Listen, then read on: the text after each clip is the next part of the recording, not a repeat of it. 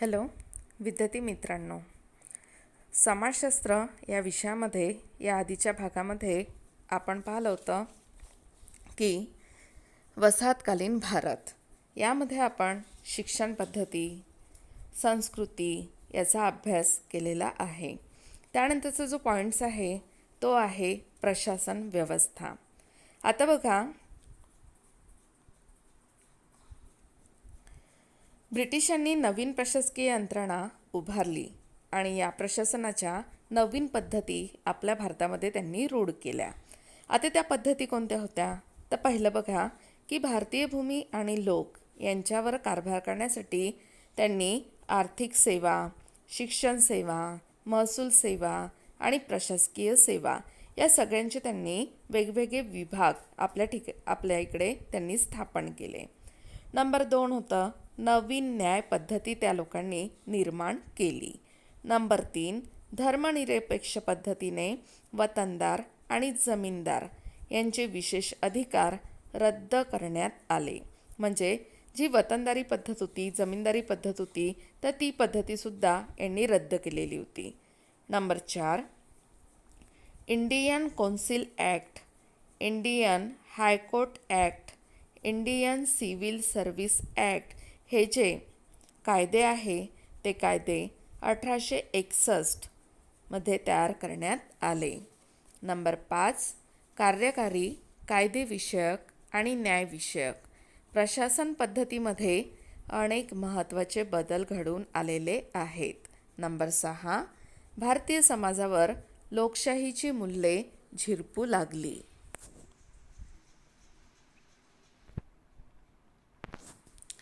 त्यानंतर बघायचं आपल्याला चौथा जो मुद्दा आहे किंवा पॉईंट्स आहे तो आहे अर्थव्यवस्था. आता अर्थव्यवस्था कशी होती?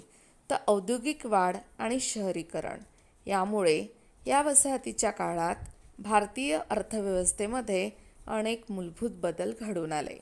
त्यामध्ये पहिला जो बदल होता तो म्हणजेच की औद्योगिक कारखान्यांची संख्या वाढली आणि त्याच्यामुळे जातीव्यवस्था जी होती की जातीभेद जो पाळला जात होता ते ते जे प्रमाण आहे ते कमी व्हायला सुरुवात झाली. तर पहा की जाती कौशल्ये आणि त्या जातीवर आधारित जे व्यवसाय होते ते व्यवसाय याची जी चौकट आहे ती सामाजिक चौकट बदलली. नंबर 2 शिक्षण आणि उत्पन्न या निकषावर आधारित नवीन सामाजिक वर्ग हे उदयाला आले. नंबर 3 जातीजातीतील पारंपरिक विधी निषेधाची बाबधने गळून पडू लागली. नंबर 4 ब्रिटिशांच्या महसूल पद्धतीचा शेतकऱ्यावरती विपरीत परिणाम झाला आणि या काळात या शेतीचे व्यापारीकरण देखील झाले. नंबर 5 निर्वाह अर्थव्यवस्थेची जागा नफ्यावर आधारित बाजार व्यवस्थेने घेतली. नंबर 6 नगदी पिकांना महत्त्व प्राप्त झाल्याने अन्नधान्याच्या उत्पादनावर परिणाम झाला आणि बंगाल व ओडिसा येथे जो दुष्काळ पडलेला होता 1856 मध्ये याचा तो साक्षी असलेला आपल्याला दिसून येतो. आता बघा, आपण अर्थव्यवस्था बघितली, यामध्ये आपण काय बघितलं तर औद्योगिक जे कारखाने आहे म्हणजे जे औद्योगिकीकरण वाढलेलं आहे, नागरीकरण वाढलेलं आहे, अनेक मोठमोठ्या कंपन्या स्थापन झालेल्या आहे, याचं प्रमाण वाढत गेलं आणि जातीव्यवस्थेवर जे आधारलेले व्यवसाय होते ते बदलून आज कोणत्याही जातीचा व्यक्ती कोणताही व्यवसाय करण्याला परवानगी मिळाली. नंबर 2 होतं ते बघितलं आपण की शिक्षण आणि उत्पन्न या निकषावर आधारलेले जे सामाजिक वर्ग होते ते उदयाला आले. जातीव्यवस्थेची जी परंपरा होती ती मोडकळीला आली. त्यानंतर निर्वाह अर्थव्यवस्थेची जागा नफ्यावर आधारित म्हणजे प्रत्येक व्यक्ती जो व्यवसाय करत असतो त्याचा उद्देश असतो की जास्तीत जास्त नफा मिळविणे. आणि हे सगळे जे बदल आपल्याला दिसून येतात अर्थव्यवस्थेमध्ये याचा मुख्य पुरावा आहे ज्याला आपण साक्षी म्हटलं हा आहे बंगाल आणि ओडिसा येथे पडलेला 1856चा दुष्काळ. त्यानंतर आहे 5वा पॉईंट्स दळणवळण. आता दळणवळण संपर्क आपल्या भारतभर रेल्वे आणि रस्ते तयार केले गेले. टपाल आणि तार या सोयी देखील सुरू झाल्या.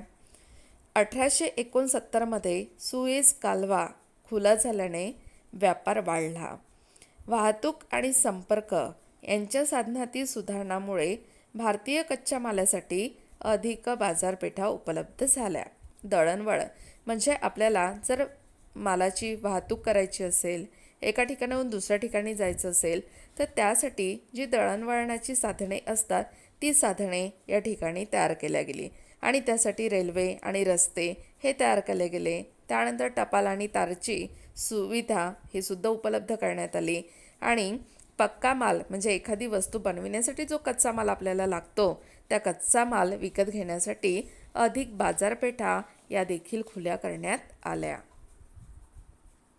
या ठिकाणी तुम्हाला जे चित्र दिसत आहे ते कशाचं दिसत आहे विद्यार्थी मित्रांनो? रेलगाडीचं. त्यानंतरचा पॉईंट्स आहे बघा, राष्ट्रवादाची चळवळ. इंग्रजी भाषेच्या संपर्कासाठी वाढता वापर हा राष्ट्रवादाचा प्रसार आणि प्रचार करण्यासाठी फार महत्त्वाचा ठरला. कारण की त्यातून काय झालं की राष्ट्रवादी चळवळीला चालना मिळाली.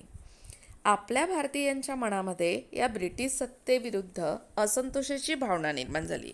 या राष्ट्रवादाच्या भावनेमधून काय झालं की आपल्या भारतीय लोकांच्या मनामध्ये या ब्रिटिश लोकांचा एक राग, संताप हा निर्माण झाला आणि त्या माध्यमातूनच चले जाओ आंदोलन हे देखील करण्यात आले. आणि 1942मध्ये चले जाओ आंदोलनाचं जे नेतृत्व केलं होतं ते महात्मा गांधी यांनी केलेलं होतं आणि या स्वातंत्र्य लढ्याला गती देखील मिळालेली होती. आणि याचा परिणाम 19व्या शतकामध्ये भारतीय राष्ट्रीय काँग्रेसचा उदय झाला आणि महात्मा गांधींनी या स्वातंत्र्य लढ्याचे नेतृत्व स्वीकारले.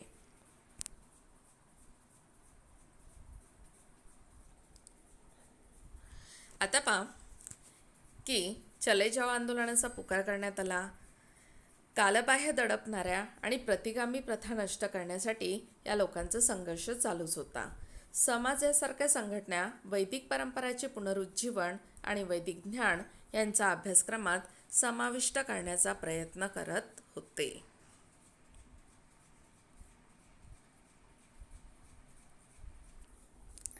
त्यानंतरचा पॉईंट्स आहे विद्यार्थी मित्रांनो, समाज सुधारणा चळवळी. आता या समाज सुधारणा चळवळी अनेक जे समाजसुधारक आपल्याकडे होऊन गेले त्या लोकांनी ज्या चळवळी सुरू केलेल्या होत्या त्याला आपण समाज सुधारणा चळवळी असं देखील म्हणतो. कारण की आपल्या समाजामध्ये आपण पाहिलं की अनेक समस्या होत्या. त्यामध्ये जातीभेद होता, त्यानंतर अस्पृश्यता होती, त्यानंतर बालविवाह, केशवपण, सतीप्रथा अशा अमानुष प्रथा देखील होत्या. आणि त्या बंद करण्यासाठी ज्या लोकांनी प्रयत्न केले होते त्यामध्ये राजा राममोहन राय, स्वामी दयानंद सरस्वती, आत्माराम पांडुरंग तर्खडकर, महात्मा ज्योतिबा फुले, महात्मा गांधी असे जे काही अनेक समाजसुधारक होऊन गेले ज्यांनी हे प्रयत्न केलेले होते आणि त्या प्रयत्नाच्या माध्यमातून त्यांनी या चळवळी देखील उभारलेल्या होत्या. 19व्या शतकात अनेक सामाजिक आणि धार्मिक सुधारणा चळवळी या समाजातील अनेक कालबाह्य आणि दडपणाऱ्या आणि प्रतिगामी प्रथा नष्ट करण्यासाठी उभ्या राहिल्या. आता यामध्ये तुम्हाला दिसून येतं की समाज सुधारणेच्या चळवळी आणि त्या ज्यांनी सुरू केल्या त्यांचे नावं.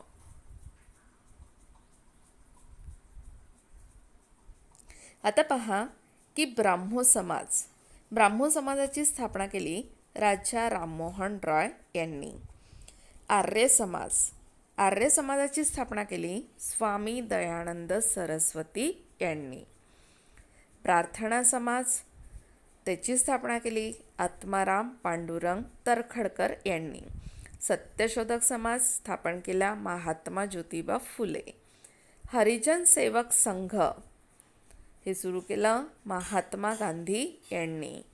Theosophical society Annie Besant. सेवा सदन बेहरमजी मलबारी यांनी. धर्मसभा राधाकांत देब. वहाबी चळवळ Syed Wali Ullah. Self respect movement Erode V Ramaswamy Periyar. आता यातील जो समाज आहे ब्राह्मो समाज, आर्य समाज यासारख्या काही संघटना वैदिक परंपरेचे पुनरुज्जीवन आणि वैदिक ज्ञान आधुनिक अभ्यासक्रमामध्ये समाविष्ट करण्यासाठी प्रयत्न करीत होत्या.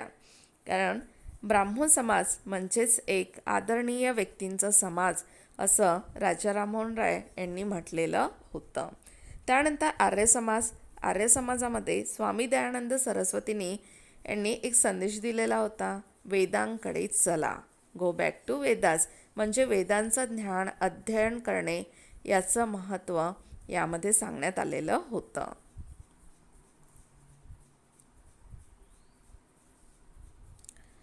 त्यानंतर काही सामाजिक कायदे देखील करण्यात आलेले होते.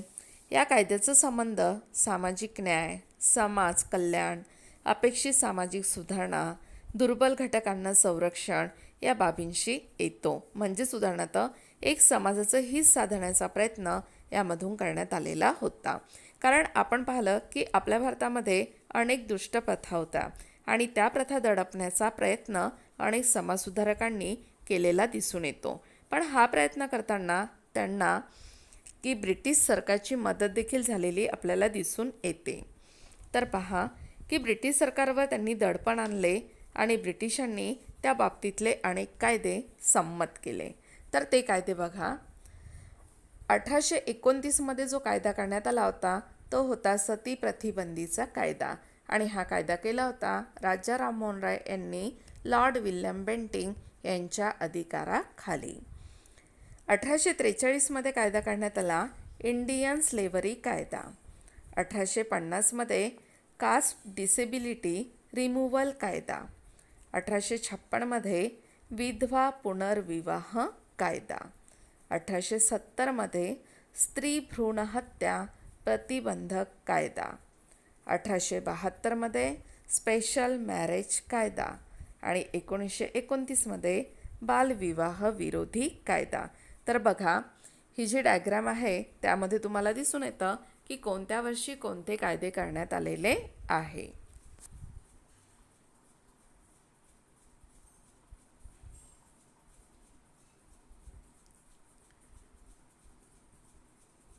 आता यानंतर समाज सुधारणा चळवळी याआधी पण आपण बघितलेलं आहे की या समाज सुधारणा चळवळी यामध्ये कोणी कोणी चळवळी केल्या, कोणते कायदे करण्यात आले, कोणत्या लोकांनी ते केले, समाजाची स्थापना कोणी कोणी केली याचा अभ्यास आपण या डायग्राममध्ये केलेला आहे.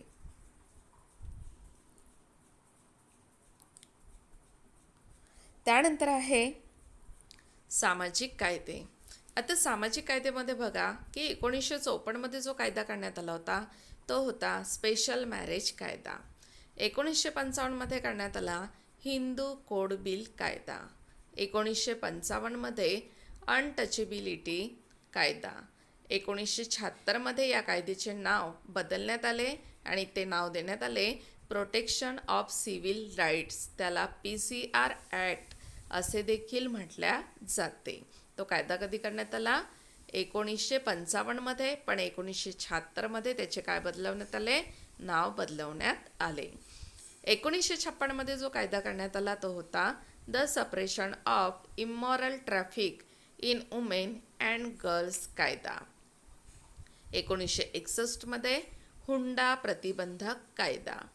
1971 मेडिकल टर्मिनेशन ऑफ प्रेग्नन्सी, त्याला MTP असे देखील म्हटल्या जाते. 1985 narcotic drugs and psychotropic substance कायदा. 1986 चाइल्ड लेबर, त्याला प्रोहिबिशन अँड रेग्युलेशन कायदा. 1995 पर्सन्स विथ डिसेबिलिटीज, त्याला equal opportunities protection of rights and full participation कायदा. 2005 करण्यात आला protection of women from domestic violence कायदा. म्हणजे उदाहरणार्थ की स्त्रियांना जे संरक्षण हितार्थ जे कायदे करण्यात आले तो कायदा 2005 करण्यात आला. 2012 protection of children from sexual offences कायदा. या कायद्यामध्ये 2019 अनेक सुधारणा देखील करण्यात आल्या. 2013मध्ये prohibition of employment as manual scavengers and their rehabilitation कायदा. 2015मध्ये juvenile justice care and protection of children हा कायदा करण्यात आला 2015मध्ये. 2019मध्ये जो कायदा करण्यात आला transgender persons protection of rights हा कायदा करण्यात आला. हे झाले सामाजिक कायदे.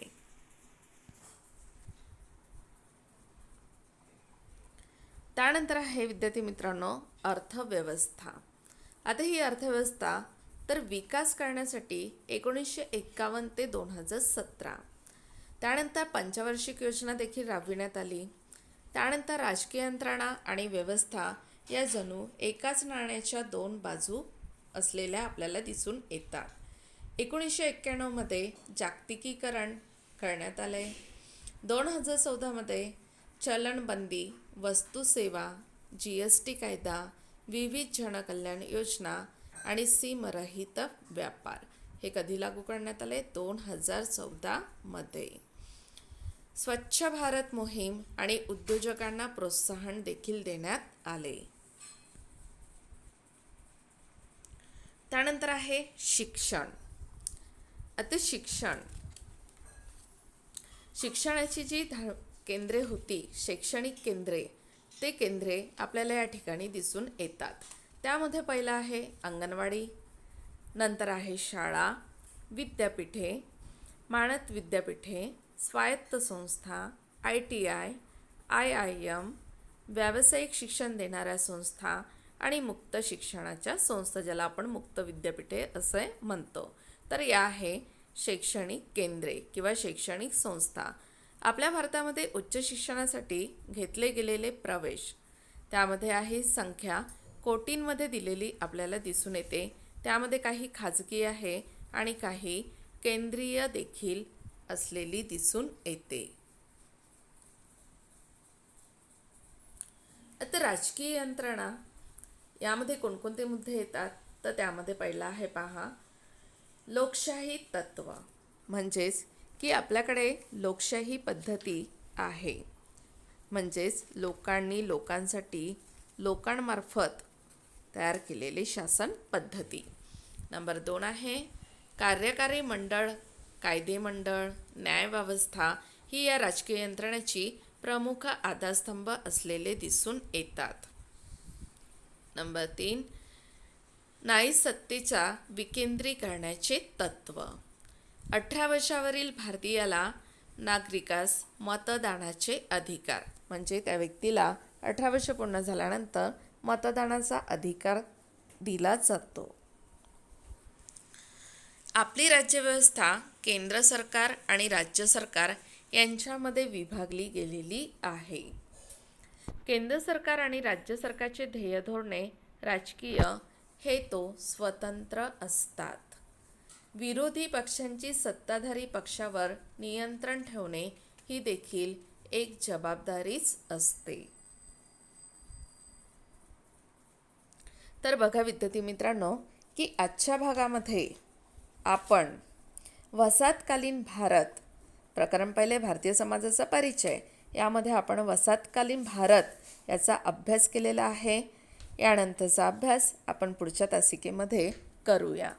तुम्हाला समजलं असेल अशी मी अपेक्षा बाळगते, पण काही अडचणी जर आल्या असतील तर त्या तुम्ही नक्की विचारा. धन्यवाद. थँक्यू.